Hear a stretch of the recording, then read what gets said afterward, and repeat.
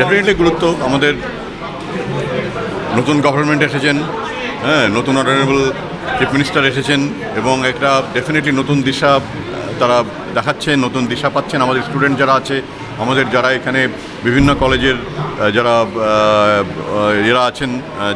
আছেন এখানে, তারা সবাই ভাবছে নতুন করে নতুন দিশা। এবং একটা মাঝখানে একটা স্টেজ তৈরি হয়েছিল যেখানে স্টুডেন্টরা বাইরের রাজ্যে পড়তে যেত অনেকগুলো কারণের জন্য। সেখানে হায়ার সেকেন্ডারি রেজাল্টের পরে জয়েন্টের রেজাল্ট বেরোতে অনেক দেরি হতো, তারপরে সেখানে কাউন্সিলিং প্রসেসটা অনেক ডিলে হতো। সেই সমস্ত কারণের জন্য প্রচুর স্টুডেন্ট বাইরের দিকে চলতো। After completion of the program এখানে জবের তত সুযোগ ছিল না, যার জন্য তাদেরকে বাইরে চলে যেতে হতো, বাইরের স্টেটে যেতে হতো, আমাদের দেশের বাইরে যেতে হতো।